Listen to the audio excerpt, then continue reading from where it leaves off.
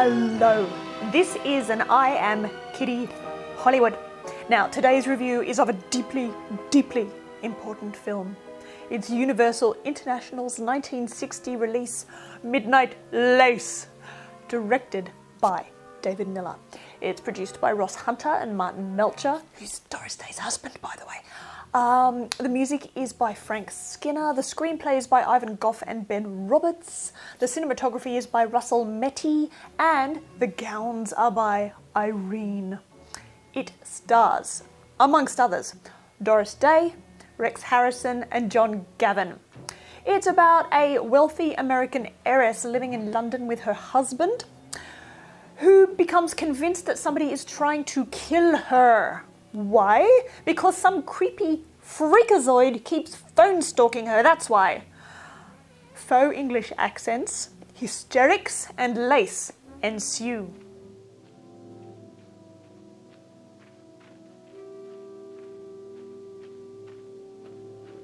Mrs. Preston! Over here! So close I could reach out and put my hands on your throat. I was introduced to this film by a person as awesome as the film itself, and I ate it up. The cast is phenomenal. Now, completely aside from the magnificent Ms. Day, who was so determined to do a fine job of dramatic acting that she went all method and recalled a particular event in an abusive relationship, and then she went into hysterics, actually, and had to take a few days to recover. Aside from Rex Harrison, who, in my opinion, can pretty much walk through a film with his eyes closed and he'll still be terrific. Aside from John Gavin, who's not that great an actor, but is just so ridiculously handsome that you can't take your eyes off him, this film also stars Anthony Dawson and John Williams, who are better known for Dial M for Murder, both of them. Roddy McDowall, who shot to fame in How Green Was Our Valley and has been in so many other films it's not funny, but is almost as famous for being friends with famous people as he is for being famous himself. Myrna Loy, the magnificent, the wonderful, and Herbert Marshall, that svelte, beautifully voiced British actor who plays the business manager, Charles Mannering. Now, all these people are in this film to obfuscate, to distract, to confuse, so that it's very, very difficult to work out who is trying to kill our Doris. But while you're trying to work out who wants her dead, you can look at her clothes.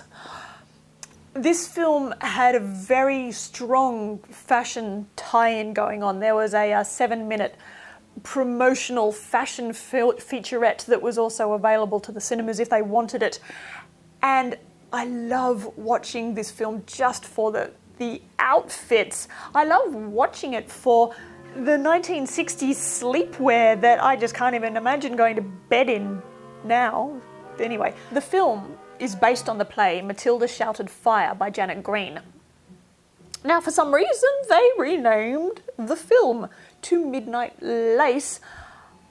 I suspected they wanted to have a tie-in theme song, and it's a lot easier writing a song to a title Midnight Lace than it is to a title Matilda Shouted Fire, although I'd be really interested to hear that song one day. Anyway, Midnight Lace is full of helpless woman acting, and you've just got to leap in there and embrace it. I mean, right from the word go, she's running for her life. She runs into her apartment complex and presses the lift button and faints away. And presses the lift button. I mean, just climb the stairs.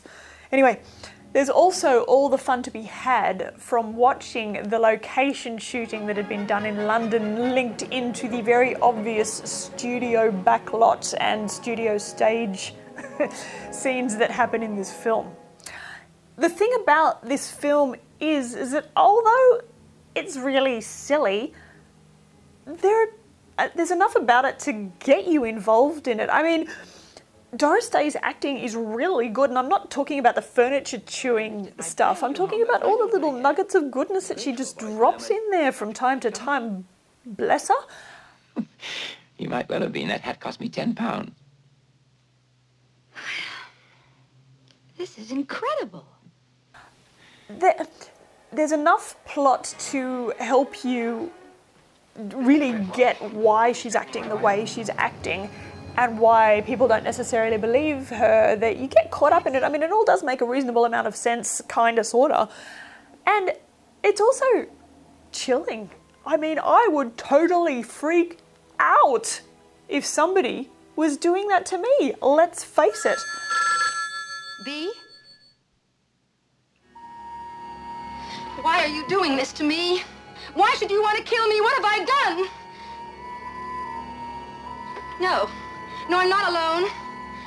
My maid is here. Hello? So just watch the film for the clothes. Watch the film for Doris Day. Watch the film for John Gavin's butchered English accent. And most importantly, watch the film because it's where I got my name.